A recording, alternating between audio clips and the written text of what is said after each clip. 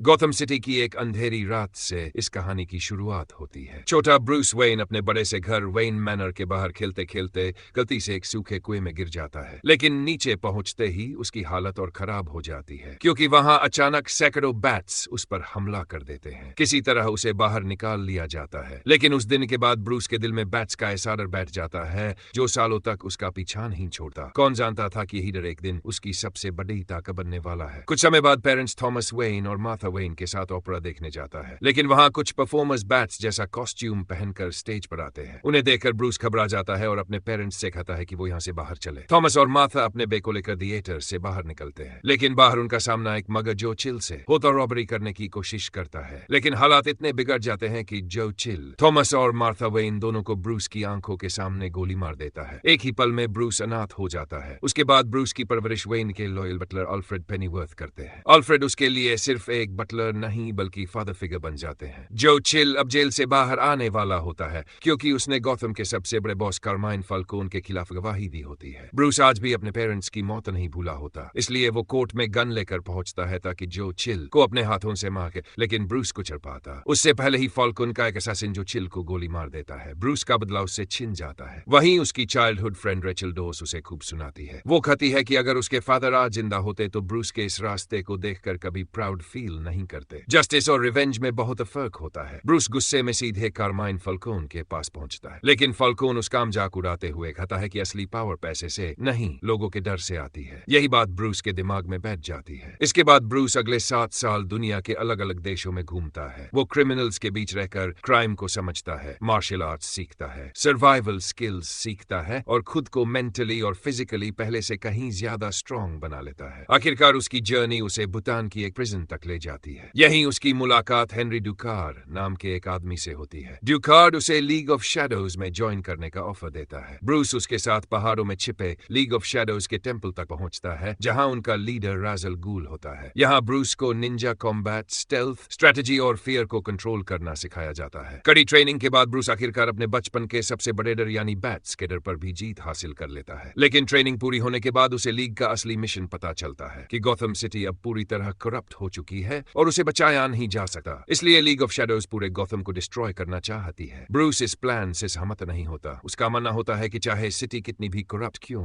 हो, इनोसेंट लोगों को मारना कभी सही नहीं हो सकता। जब लीग उसे प्रूव करने के लिए एक क्रिमिनल को मारने का ऑर्डर देती है, ब्रूस साफ मना कर देता है। इसके बाद टेंपल में जबरदस्त लड़ाई शुरू हो जाती है। ब्रूस टेंपल में आग लगा देता है और वहां से निकलने की कोशिश करता है। राजल गूल मलबे के नीचे दब जाता है, जबकि ब्रूस ड्यूकार की जान बचाकर उसे बाहर ले आता है। ब्रूस को लगता है कि असली राजल गूल वहीं मर चुका है। इसके बाद ब्रूस वापस गॉथम लौट आता है। अब उसका इरादा साफ होता है। वो गॉथम से क्राइम हमेशा के लिए खत्म करना चाहता है। वेन एंटरप्राइजेस पहुंचने पर उसे पता चलता है कि कंपनी अब विलियम अर्ल चला रहा है, जो कंपनी को सिर्फ प्रॉफिट कमाने का जरिया बना चुका है। यही ब्रूस की मुलाकात लूसियस फॉक्स से होती है। लूसियस थॉमस वेन का पुराना दोस्त और कंपनी का ब्रिलियंट इन्वेंटर होता है। वो ब्रूस को वेन एंटरप्राइजेस की सीक्रेट प्रोटोटाइप टेक्नोलॉजीज दिखाता है। इनमें bullet proof body suit, advanced gadgets और एक हेवीली आर्मर्ड मिलिट्री व्हीकल शामिल होता है जिसे टम्बलर कहा जाता है। ब्रूस तुरंत समझ आता है कि सारी टेक्नोलॉजी उसके मिशन में काम आएगी। दूसरी तरफ पब्लिक के सामने खुद को एक केयरलेस बिलियनियर प्लेबॉय की तरह दिखाता है ताकि किसी को उसके प्लान स्पर्श न हो। वहीं वेन मैनोर के नीचे मौजूद पुरानी केव्स में वो अपना सीक्रेट बेस बनाता है। अब एक नई आइडेंटिटी क्रिएट करता है। वही बैट्स जिनसे वो बचपन में डरता था अब उसकी पहचान बन जाते हैं। उसका लॉजिक सिंपल होता है, अगर क्रिमिनल्स को डर ही समझ आता है तो अब उन्हें डर बैटमैन से लगेगा। बैटमैन की पहली बड़ी एक्शन तब शुरू होती है जब वो गॉथम में आने वाली ड्रग्स की शिपमेंट रोक देता है। वो सारे एविडेंस रेचल डॉव्स को देता है ताकि वो फाल्कोन के खिलाफ लीगल एक्शन ले सके। बैटमैन सर्जन जेम्स गॉर्डन की भी हेल्प लेता है, जो गॉथम पुलिस के उन गिने चुने ऑनेस्ट ऑफिसर्स में से एक होता है। फाल्कोन को अरेस्ट कर लिया जाता है, लेकिन जेल पहुंचने के बाद उसकी मुलाकात डॉक्टर जोनाथन क्रेन से होती है। जोनाथन क्रेन बाहर से साइकोलॉजिस्ट होता है, लेकिन अंदर से पूरा सीक्रेटली फोन की हेल्प से गॉथम में ड्रग स्मगल कर रहा होता है। क्रेन स्केयरक्रो का मास्क पहन पर एक स्पेशल फियर टॉक्सिन इस्तेमाल करता है। इस केमिकल की वजह से इंसान अपने सबसे बड़े डर को सच मानने लगता है। फोन पूरी तरह मानसिक रूप से टूट जाता है और उसे आर्कम असाइलम भेज दिया जाता है। बैटमैन अब स्केयरक्रो की इन्वेस्टिगेशन शुरू करता है, लेकिन क्रेन उसी फियर टॉक्सिन का इस्तेमाल बैटमैन पर भी कर देता है। ब्रूस अपने सबसे भयानक नाइटमेयर्स देखने लगता है और लग बाहर जाता है। अच्छी बातें होती है कि अल्फ्रेड समय पर पहुंच जाता है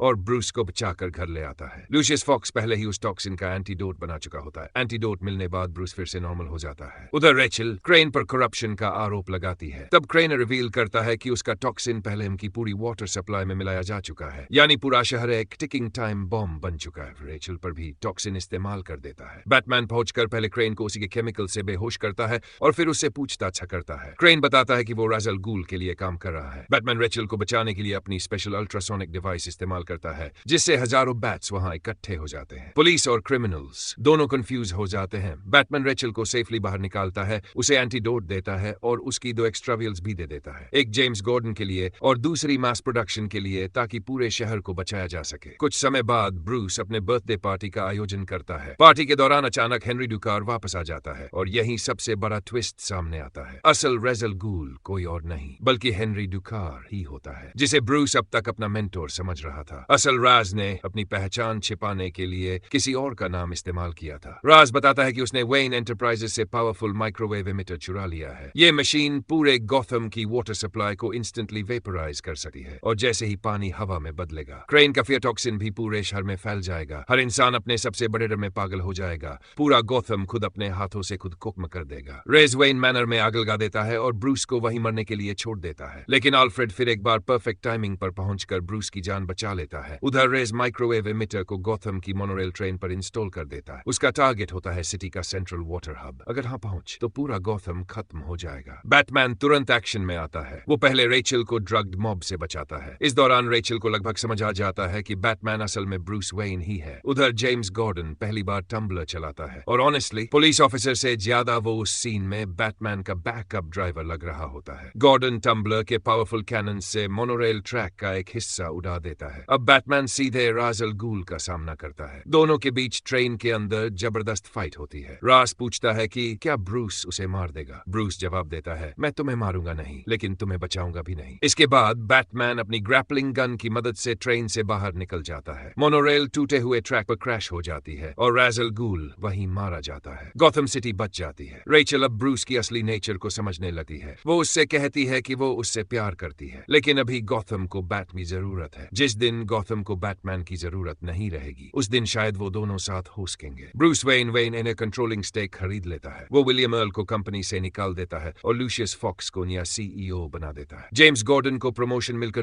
बना दिया जाता है। वो बैटमैन को एक नई रूफटॉप पर बुलाता है जब पहली बार बैट सिग्नल लगाया जाता है। गॉर्डन बैटमैन को बताता है कि गॉथम में नया क्रिमिनल सामने आया है जो हर क्राइम सीन पर जोकर प्लेइंग कार्ड्स छोड़कर जाता है। बैटमैन कार्ड को हाथ में लेकर सिर्फ हल्की सी मुस्कान देता है और कहता, मैं इस केस को देखूंगा। इसके बाद बैटमैन अंधेरी रात में गायब हो जाता है और यहीं से शुरू होती है गॉथम के डार्क नाइट की असली कहानी, क्योंकि अब सामने आने वाला था उसका सबसे खतरनाक दुश्मन जोकर।